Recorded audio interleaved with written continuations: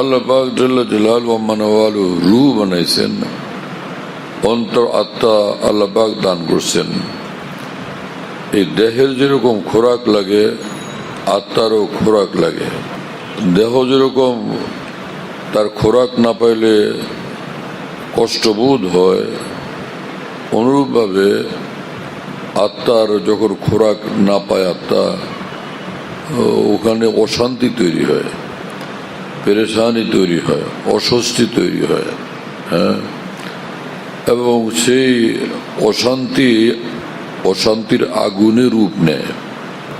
যে সকল মানুষের দ্বীনের জ্ঞান নাই, সহি ইলম নাই, দ্বীনের পাকা বুঝ নাই, সাধারণ মানুষ, এমনি সাধারণ বুঝ, তো ওই সকল মানুষরা মনে করতে থাকে যে এত খারাপ লাগে তো কি করি, কিন্তু বন্ধু বান্ধবের সঙ্গে আড্ডা দেয়, কিছুটা বাহ্যিকভাবে মনে হয় যে ফুর্তি করলাম, ভালো লাগলো, কিন্তু আসলে আত্মার খোরাক তখনও হয়নি।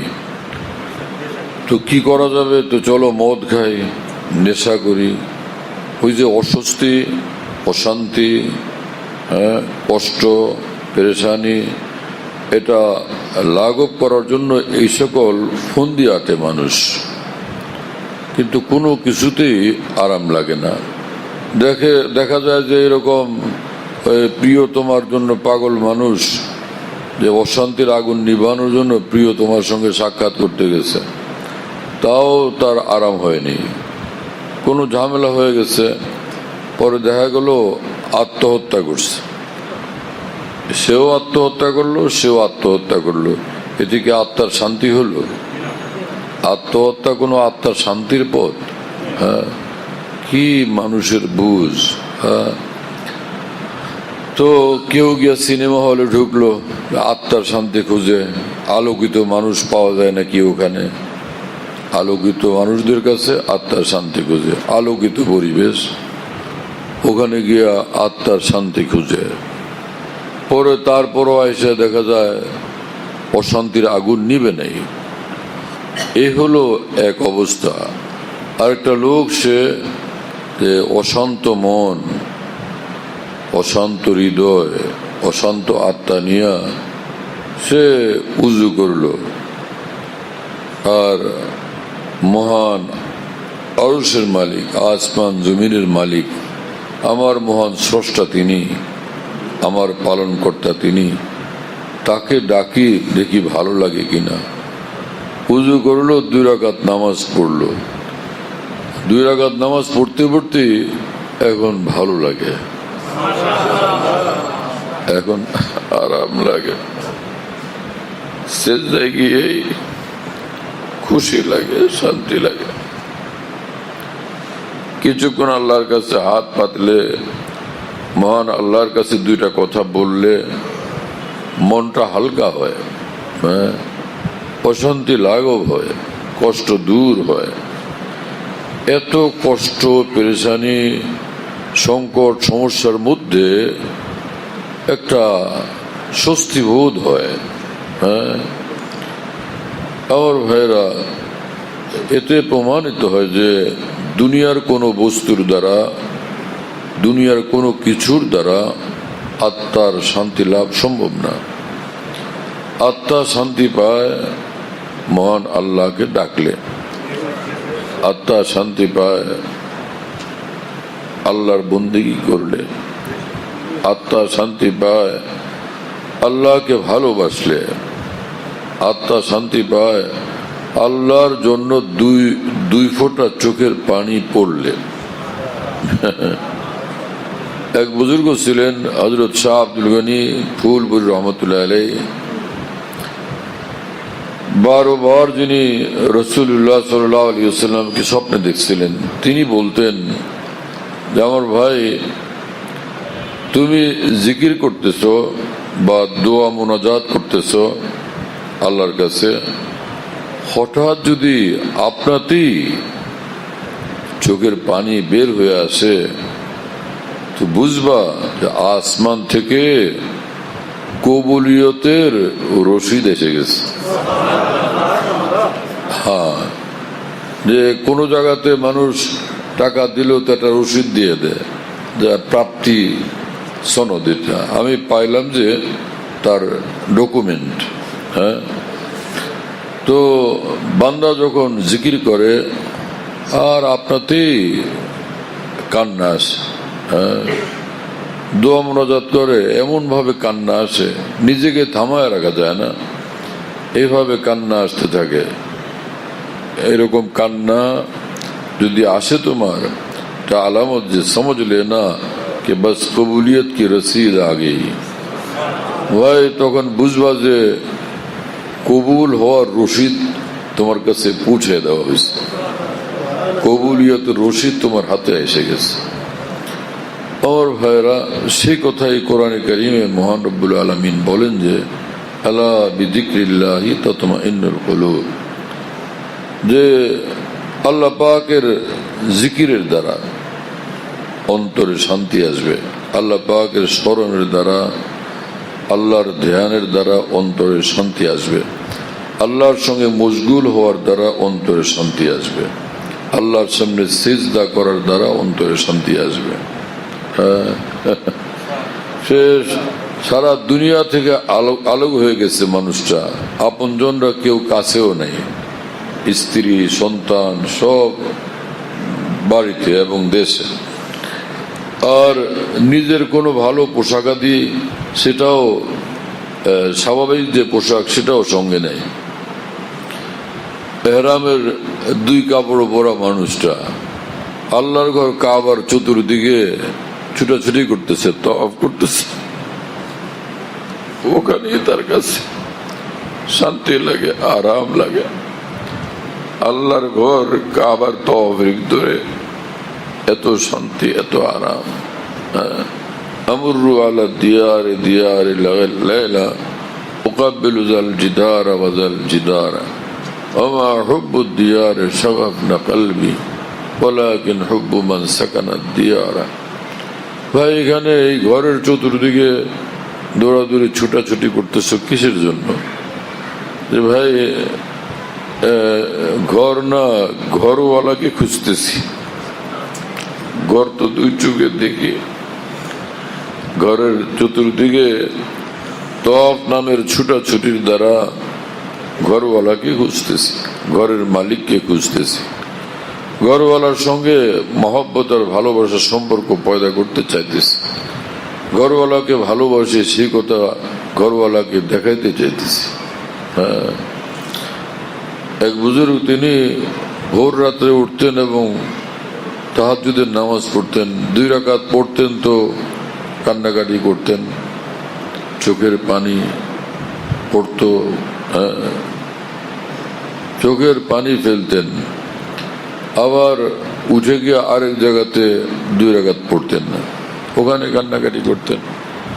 জায়গা বদলায় বদলায় এইভাবে তিনি 2 রাকাত পড়তেন আর সেখানে কান্নাকাটি করতেন, আল্লাহকে ডাকাডাকি করতেন। এর এক পর্যায়ে তিনি বলতেন যে, হে প্রিয় মাওলা, आंसू बहा रहा हूं जगह छोड़ छोड़ के। হে প্রিয়, আপনি দেখলেন যে কয় জায়গায় কানলাম, ওখানে কানছি আমি, ওখানে কানছি আমি, এখানে কানছি আমি, জায়গা বদলায়া বদলায়া বিভিন্ন জায়গায় কান্দি, আপনার ভালোবাসায় পড়ছি কারণে, আপনার কি খুঁজি, আপনার তালাশে মরতেছি। আমার মুসলমান ভাইরা, কি আজব আল্লাহ পাকের দ্বীনের শান, কি বিস্ময়কর, কি আশ্চর্য এই মুসলমান। তাকে জমিনে, অথচ আরশের মালিকের সঙ্গে নিবিড় থেকে নিবিড়তম সম্পর্ক তার। দুনিয়া মনে করে সে এক গুনাহগার মানুষ, অথবা তার এমন আমল, এত ইবাদত, এত নামাজ রোজা তো দেখলাম না, কিন্তু ভিতরে যে তার আত্মা কাঁদে মহান আল্লাহর জন্য, সেটা তো কেউ দেখে না। হ্যাঁ, আর আল্লাহ পাকের শান এরকম যে বান্দাকে যখন দেখেন যে আগে যাই ছিল, যত নষ্ট ছিল, ভ্রষ্ট ছিল, অন্ধকারে ছিল, দূরে দূরে থাকতে অভ্যস্ত ছিল, আজকে সে আমাকে খুঁজে, এখন সে আমাকে পাওয়ার জন্য ব্যাকুল হয়ে উঠছে। আগে কি হয়েছিল, আজকের এই ব্যথা বেদনা, আজকে তার ব্যাকুলতা দেখা মুহূর্তে পিছনের অধ্যায়কে, কালো অধ্যায়কে মালিক দয়ার সাগর দিয়ে ধুইয়া পরিষ্কার করে দেন। পিছনে কি হয়েছিল সেটা পিছনে, এখন তো সে আমাকে চায়, এখন তো সে আমাকে খোঁজে। আশ্চর্য রব্বুল আলামিনের শান। আল্লাহ পাক মানুষ সৃষ্টি করবেন, ফেরেশতারা বললেন যে আপনার গুণগানে দিনরাত সর্বদা আমরা মশগুল। ওদেরকে সৃষ্টি করবেন তো ওদের মধ্যে তো খুন খারাপি কারণেওয়ালা বিশৃঙ্খলাকারীরাও হবে। আল্লাহ পাক বললেন যে কেন যে করব আমি সৃষ্টি ওদেরকে, তোমরা জানো না, আমি জানি। কি জানেন আল্লাহ, আল্লাহ জানেন। কত বিষয় ছিল সেই কথার মধ্যে।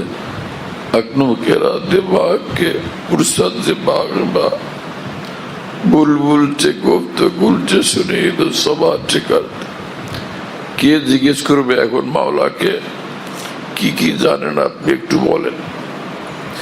তো যা রব্বুল আলামিন জানেন, যে কারণে মানুষদের বানাইছেন, তার মধ্যে একটা হলো হে ফেরেশতারা, সারাটা আসমানে তোমরা বেশুমার ফেরেশতা, ইবাদত করো, বন্দেগী করো, সিজদা রুকু করো, জিকির করো, আমার পবিত্রতা গুণগান করো। কিন্তু একদিন তো আমাকে কাইন্দা দেখাইতে পারলা না, তোমাদের কারো চোখে আমি এক ফোঁটা পানি দেখলাম না। ওরা কি করবে আমি জানি, কিন্তু ওদের চোখের পানি আমি দেখতে চাই। আমার জন্য কান্দে, সেটা আমি দেখতে চাই। আমার জন্য ছটফট করে, আমার ব্যথায় বেদনায় ছটফট করতে থাকে, আমার ভালোবাসার আগুনে জ্বলতে থাকে, পড়তে থাকে, সেটা আমি দেখতে চাই। তোমাদের মধ্যে ভালোবাসার আগুনও নাই আর দুই চোখে পানিও নাই। এই দুই জিনিসকে আমি ভীষণ ভালোবাসি। এই দুই জিনিস আমার অনেক বেশি প্রিয়, সর্বশ্রেষ্ঠ প্রিয় জিনিস এই দুই জিনিস। সেটা তো তোমাদের কাছে নেই, হ্যাঁ না? সেটা এক বুজুর্গে বলছেন, ভাইরে, যে ভালোবাসার ব্যথা আর যন্ত্রণা, তড়পানি আর ছটফটানি, এটা দেখার জন্য মাওলা তোমাকে আমাকে বানাইছেন। আর না হলে ইবাদতের জন্য ইবাদতকারীর সংখ্যা তো কম ছিল না। পবিত্র ইবাদতকারীরা সেখানে তো বেশুমার ছিলেন। এই এক জিনিস। হুজ্জতুল ইসলাম মাওলানা কাসিম নানুতুল্লাহ রহমতুল্লাহ আলাইহি বলেন যে আসমান জগতে, উর্দু জগতে সব আছে, বেশুমার ফেরেশতা, আল্লাহ পাকের আরশ, কুরসি, লৌহ কলম, আল্লাহ পাকের নূর ও তাজাল্লি, কত কিছু যায় পৃথিবীর কোথাও নাই সেই জিনিস। হ্যাঁ, কিন্তু এক জিনিস সেই উর্দু জগতে মহান আল্লাহর ভীষণ প্রিয়, আর উর্দু জগতে সেটা নাই। ওই জগতে, ওই জাহানে, ওই দেশে সেটা নাই। সেটা হলো চোখের পানি। আল্লাহ পাক সর্বোচ্চ মূল্যে সেটাকে খরিদ করেন, জমিন থেকে আসমানে সেটা আমদানি করেন। আমার ভাইরা, আমরা প্রত্যেকে নিজেকে চিনি, নিজেকে জানি। যদিও আমরা কখনো ভুল ভ্রান্তিতে পড়ে আরেকজনে ধমক দেই, তুমি কে, তোমার চিনি, হ্যাঁ, তোমার খবর আছে। কিন্তু আমরা প্রত্যেকে নিজেকে চিনি, নিজেকে জানি, আমি কে, আমার জীবনের হিস্ট্রি কি, হ্যাঁ, আমার ইতিহাস ভূগোল কি। আমার প্রিয় বন্ধুরা, জীবনের সে কালো অধ্যায়ের দিকে না তাকাই, হ্যাঁ, আরহামুর রহিমিনের অকুল রহমতের সাগর দিকে তাকাই। এবং আমি আল্লাহর কসম করে বলতেছি যে দিনরাত সর্বদা মহান আল্লাহ বান্দাকে দয়ার হাতে হাতছানি দিয়ে রাখতে থাকেন, ফিরে আসো, ফিরে আসো, এখনই নত হও, ক্ষমা চাও, এক্ষুনি আমার রহমতের কোলে তোমাকে তুলে নিব। আল্লাহকে ভালোবাসলাম, আল্লাহর হাতে আমার জীবন সঁপে দিলাম, আমার ধন, আমার জীবন, আমার সম্মান, হে প্রিয় মাহবুব, হে আমার পরম প্রিয়জন, আপনার জন্য উৎসর্গিত। ইন্না সলাতি ওয়া নুসুকি ওয়া মাহইয়ায়া ওয়া মামাতি লিল্লাহি রাব্বিল আলামিন। আমার জীবন মরণ সব আপনার জন্য। মুমিন তো এরকম। তো সেই ঈমানওয়ালা কেন বুঝবে না যে আমার আত্মার শান্তি এই পয়সার মধ্যে না, নেতৃত্বের মধ্যে না, আমার আত্মার শান্তি ফ্যাক্টরির মধ্যে না, আমার আত্মার শান্তি ক্ষমতার মধ্যে না, আমার আত্মার শান্তি দলের মধ্যে না, দনবলের মধ্যে না, জনবলের মধ্যে না, আমার আত্মার শান্তি হিমালয়ের চূড়ায় না, রাজার ধনে না, সিংহাসনে না, রাজমুকুটে না।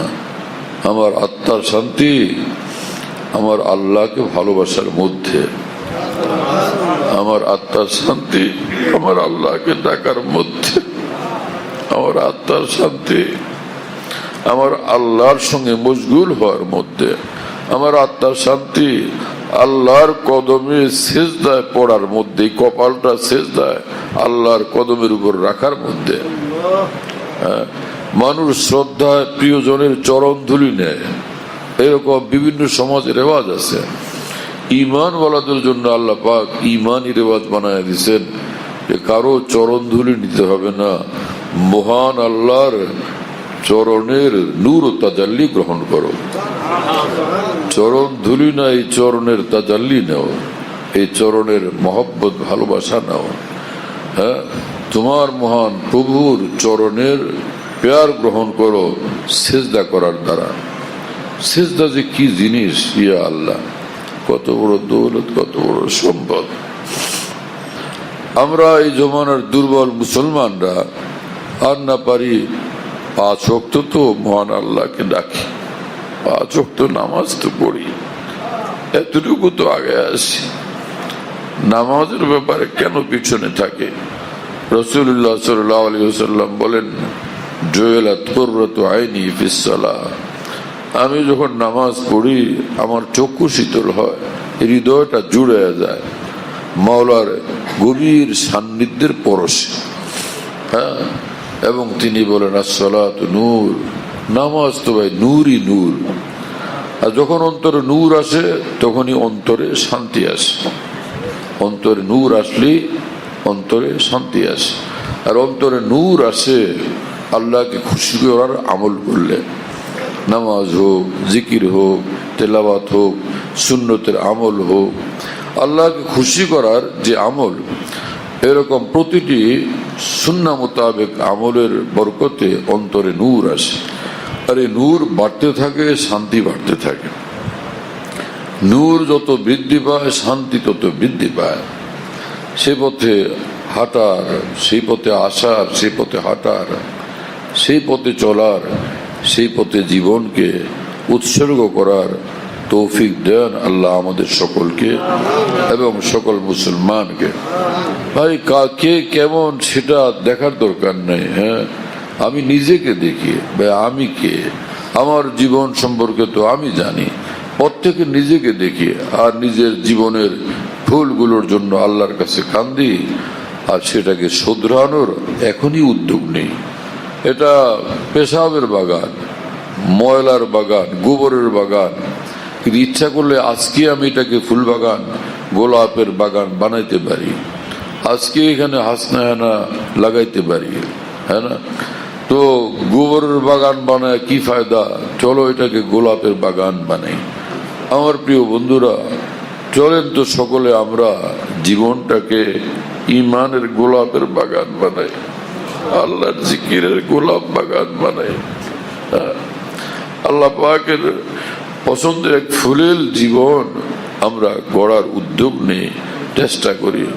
আর মহান রব্বুল আলামিন এত সরল ভাষায় বলে দিচ্ছেন, মান তলাবানি ওয়াজাদানি, যে বান্দা আমাকে খুঁজবে নিঃসন্দেহে সে বান্দা আমাকে পাবে।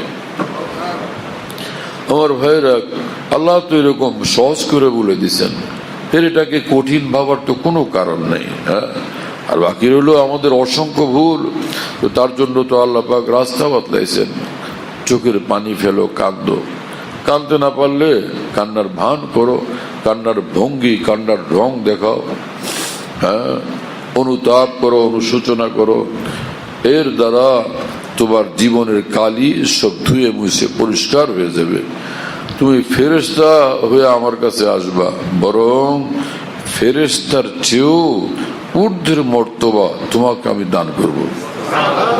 আল্লাহ পাক ফেরেশতাদের পরে মানুষ বানাইছেন তো এই জন্য, তোমাদেরকে কেউ টানে না। হ্যাঁ, আমি আল্লাহ থেকে দূরে সরানোর জন্য। জমিনে আমার এই বান্দাদেরকে সারা দুনিয়া টানতে থাকবে, আমি আল্লাহ থেকে দূরে সরানোর জন্য, বিপদগামী করার জন্য, ভিন্ন কিছুর দিকে নেওয়ার জন্য। ওরা সব কিছু টানবে অন্যদিকে, আমার বান্দা ছুটবে ওর প্রিয় মাওলার দিকে। এই দৃশ্যটা আমি দেখতে চাই। এই যুদ্ধটা আমার জন্য ভালোবাসার, এই যুদ্ধটা আমি দেখতে চাই, এই খেলাটা, এই ফিল্ডে আমি দেখতে চাই। এর জন্য এই বান্দাদের সৃষ্টি, সে আমল করার জন্য আল্লাহ আমাদের তৌফিক দেন এবং কবুল করেন।